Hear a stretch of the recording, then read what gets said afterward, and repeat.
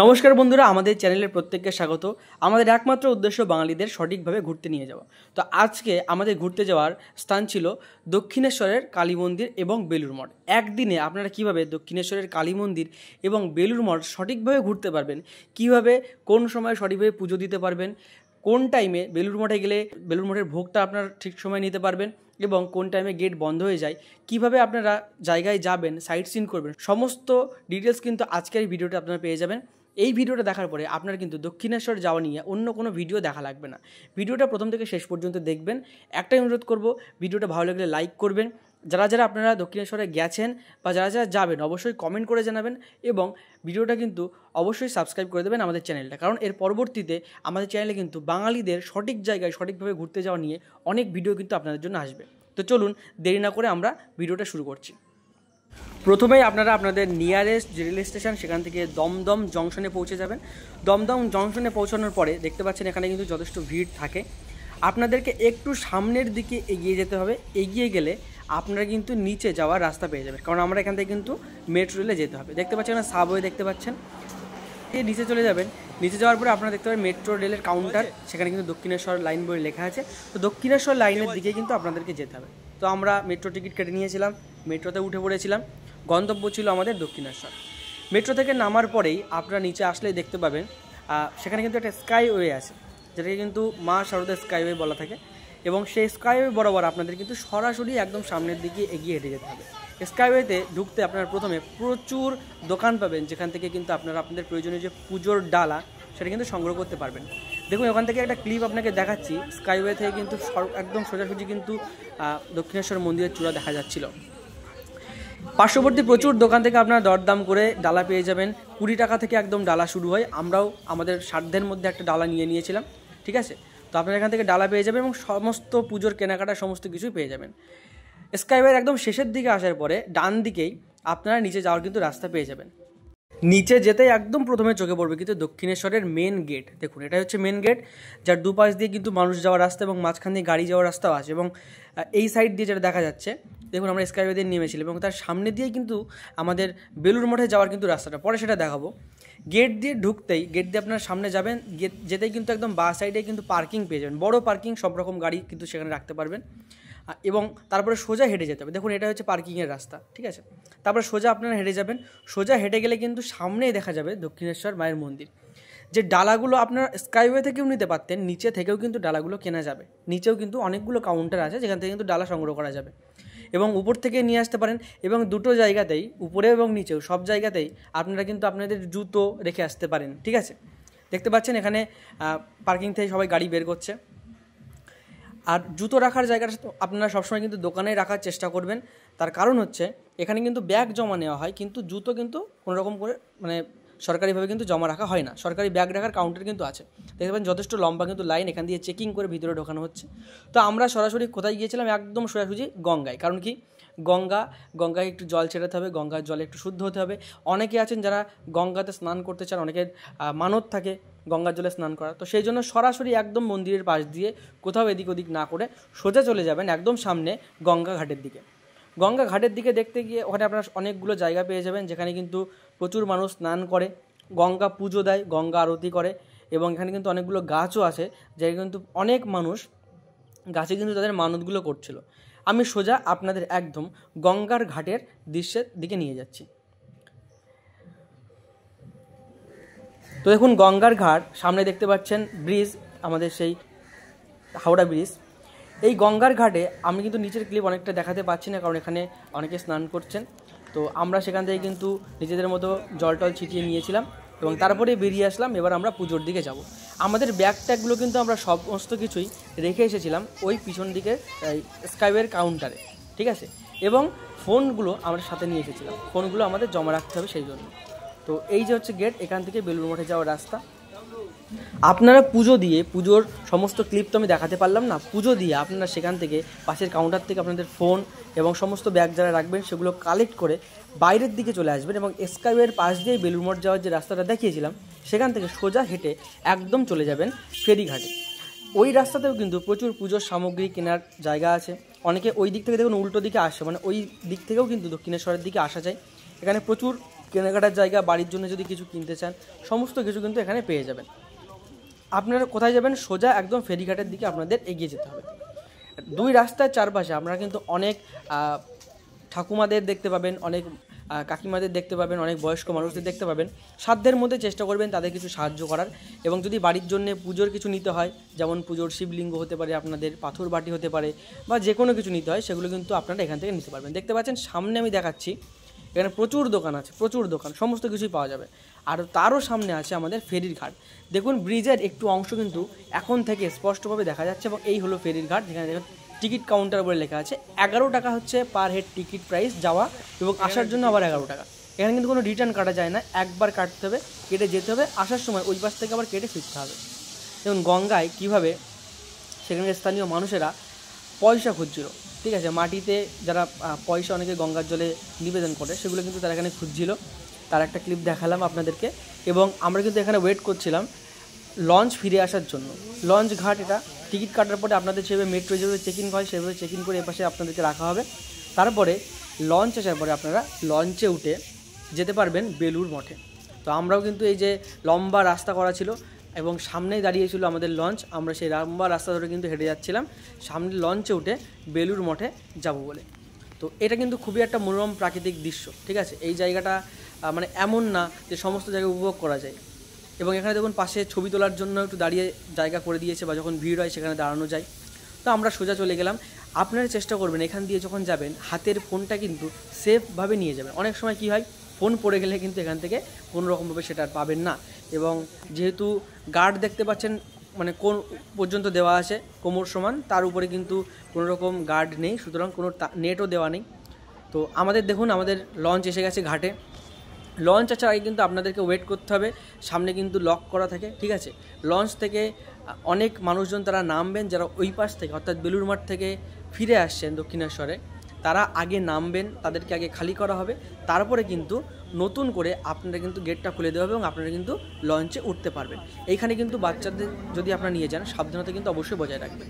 তো আমরা লঞ্চে বসে গেছি, দেখতেই পাচ্ছেন একদম ব্রিজের নিচে আমরা আছি এবং ব্রিজের নিচে দিয়ে কিন্তু নৌকা বা লঞ্চ ছেড়ে দিয়েছে। আগে এখানে ভুটভুটি চলতো, কিন্তু এখন কিন্তু পুরোটাই লঞ্চের সিস্টেম করে দিয়েছে। আপনারা এখানে বসতেও পারেন, বসার সিটও আছে, অথবা দাঁড়িয়েও কিন্তু এই মনোরম প্রাকৃতিক সৌন্দর্য উপভোগ করতে পারেন।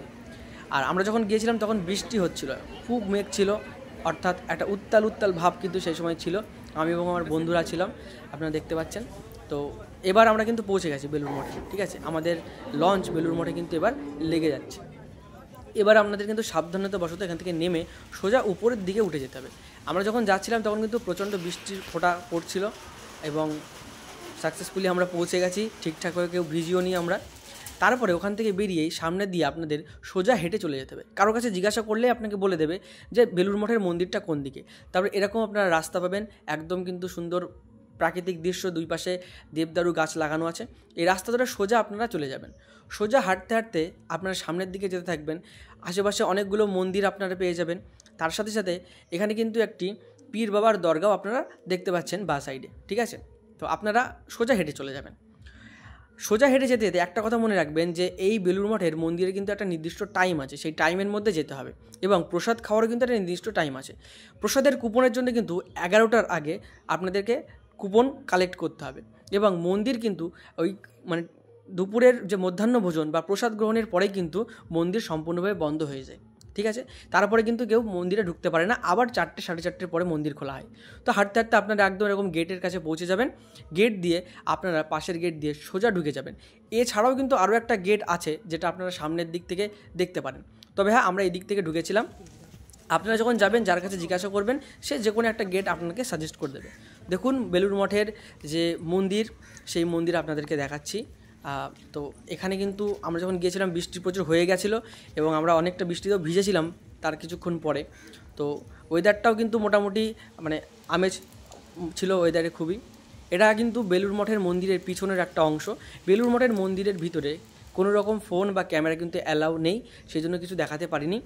আর বেলুড় মঠের মন্দির থেকে ঘুরে যখন আমরা বাইরে এসেছি তখন কিন্তু ভিজে আমাদের অবস্থা একদমই খারাপ। আপনারা যখন যাবেন অবশ্যই ছাতা কিন্তু নিয়ে যাবেন বৃষ্টির সময় যদি হয়, ঠিক আছে। সবথেকে ভালো লাগে শীতকালে যদি আপনারা যান, প্রচুর ফুলের গাছ কিন্তু এখানে লাগানো থাকে এবং প্রচুর ফুল গাছ থাকে, সেটা আপনারা দেখতে পারবেন। পাশে গঙ্গার ঘাটে বসতে পারবেন। আমরা বসতে পারিনি কারণ পুরোটাই জলে ভিজেছিল এবং ভীষণ জোরে ঝড় এবং বৃষ্টি হচ্ছিল, যার ফলে ওখানে বসার মতন কোনো সিচুয়েশান ছিল না। তবে এই যে মন্দির দেখতে পাচ্ছেন এবং ওই পাশেও সামনেও আপনি কিন্তু ওখানে ঘাটের কাছে কিন্তু বসে থাকতে পারবেন। ঘাটে হয়তো সব জায়গা থেকে নামা যাবে না, তবে ঘাটের কাছে কিন্তু বসা যাবে। তো এবার আমরা যাচ্ছিলাম টিকিট কালেক্ট করার জন্য, কারণ আমরা ভেবেছিলাম দুপুরের খাবারটা আমরা কিন্তু ওইখান থেকেই খাবো। খুবই সুন্দর প্রসাদ কিন্তু সেখান থেকে দেওয়া হয় এবং প্রসাদের তো কোনো রিভিউ হয় না এবং প্রসাদের রিভিউ করা উচিত না, তবে আপনারা গেলে কিন্তু ওখান থেকে অবশ্যই প্রসাদ গ্রহণ করবেন। প্রসাদের কুপন কালেক্ট করার পরে আপনাদেরকে নির্দিষ্ট দিক দেখিয়ে দেওয়া হবে কোন রাস্তা দিয়ে আপনারা যাবেন। সেখান থেকে গিয়ে এই যে বড় বিল্ডিং, ওখানে প্রতিটা মোড়ে মোড়ে কিন্তু গার্ড থাকবে যারা কিন্তু আপনাদেরকে সব নির্দিষ্ট দিক দেখিয়ে দেবে। তো এই যে প্রসাদ হলে আপনারা কিন্তু সহজে চলে আসতে পারবেন। টিকিটের কোনো নির্দিষ্ট মূল্য নেই, যে খাওয়ার কুপনের কোনো মূল্য নেই। আপনারা আপনাদের সাধ্যের মতো যতটা দান করবেন সেখানে দেবেন এবং টিকিটগুলো কালেক্ট করে নেবেন। টিকিট কালেক্ট করার পর টিকিট চেক করে কিন্তু এখানে এই যে সুন্দর একদম পরিষ্কার পরিপাটি প্রসাদ হলে কিন্তু আপনাদেরকে নিয়ে আসা হবে। এবং একদম প্রথম দিক থেকে দেখুন প্রতিটা সিটে কিন্তু থালা, পরিষ্কার করে ধুয়ে রাখা থালা এবং গ্লাসে জল ভরে কিন্তু রাখা আছে। তবে একদম প্রথম দিক থেকে কিন্তু বসাতে বসাতে আনা হবে, আপনি কিন্তু যেখানে সেখানে বসে পড়তে পারবেন না। একদম ফার্স্ট রো, সেকেন্ড রো এইভাবে কিন্তু পরপর করে বসানো হবে এবং এটা কিন্তু চলতে থাকবে। আর এই থালা বাসনের আমি একটা এখানে দেখলাম পরিষ্কার পরিচ্ছন্নতা এতটাই যে প্রথম যারা খেয়ে নেবে তাদের খাবার দাবার কিন্তু যে সেই থালাটা ধুয়ে আবার দেওয়া হচ্ছে তা না। প্রচুর থালা, প্রচুর গ্লাস এবং প্রচুর বসার জায়গা এখানে আছে। এবং আমরা যখন গিয়েছিলাম বৃষ্টি হচ্ছিলো বলে এখানে অনেক কম হয়েছিল মানুষজন। তো প্রথম থেকে বসাতে বসাতে আনবে এবং সেগুলো কিন্তু সেইভাবেই থেকে যাবে, সেটা কিন্তু পরে পরিষ্কার করে ওয়াশ করা হয়। সেখানে আমরা কিছু কথা বলেও ওখানকার মানুষের সাথে যারা ওখানে ছিল এটা কিন্তু আমরা জানতে পেরেছি, কারণ বৃষ্টি হচ্ছিলো, অনেকক্ষণ আমরা ওখানে ফেসেছিলাম। তারপর আপনি এরকম পরিষ্কারভাবে সুন্দর পরিবেশন করা জায়গায় বসে পড়বেন। যতক্ষণ না পর্যন্ত রোগুলো ভরা হয় ততক্ষণ পর্যন্ত কিন্তু কোনো খাবার পরিবেশন করা হয় না। দেখতে পাচ্ছেন এখানে খাবার পরিবেশন করার জন্য আগে মন্ত্র পাঠ করা হচ্ছে এবং স্রষ্টাকে ধন্যবাদ জানানো হচ্ছে, প্রত্যেককে এটা করতে হবে।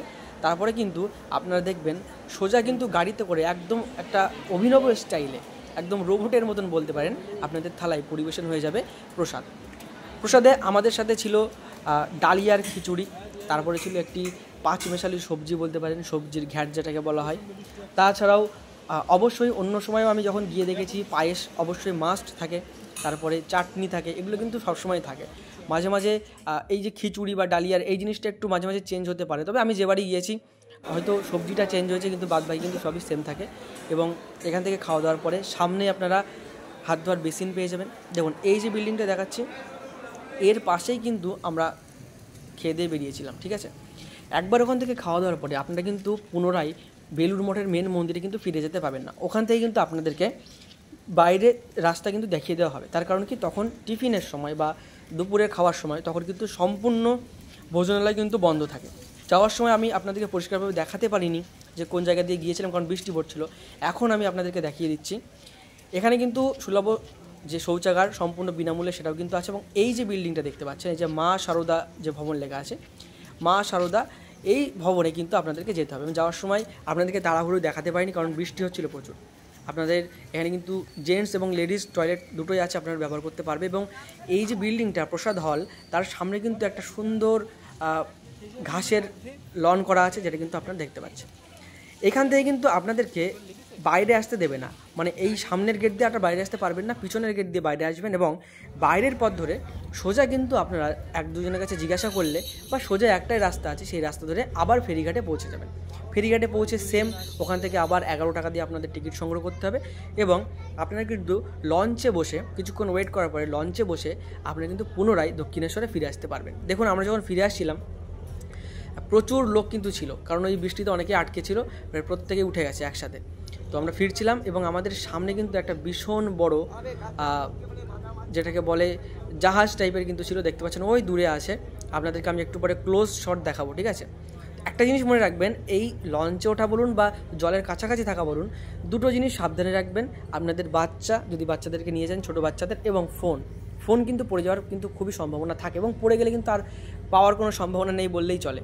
তো আমাদের লঞ্চ সেটা কিন্তু বেলুড় মঠ ছেড়ে রওনা দিয়েছে। দেখতে পাচ্ছেন এই যে এটার কথা বলছিলাম, ওর পাশে দেখুন ওই ছোট্ট একটা লঞ্চ, ওর পাশে কত ছোট লাগছে এবং এটা কত বড় ছিল।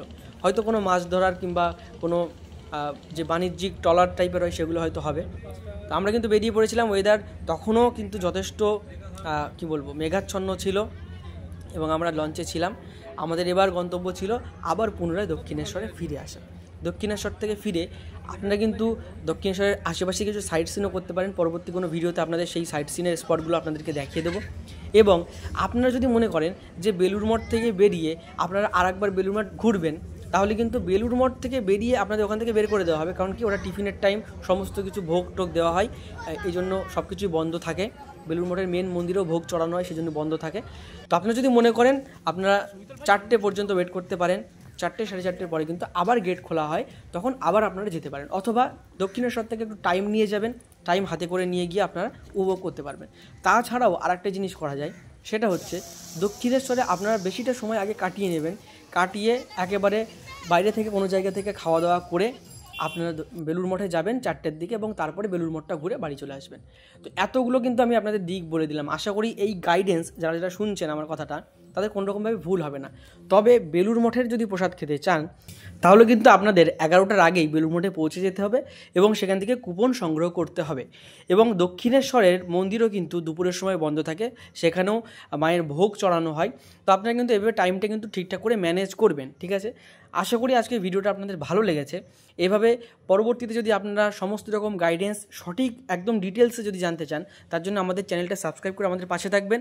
আমরা আপনাদের জন্য ভারতবর্ষ তথা পশ্চিমবঙ্গ তথা সমস্ত জায়গার যত দর্শনীয় স্থান আছে আপনাদের কিন্তু এক্সপ্লোর করে দেখাবো এবং সঠিক ইনফরমেশান আপনাদের কাছে পৌঁছে দেবো কীভাবে আপনারা ঘুরে দেখতে পারবেন।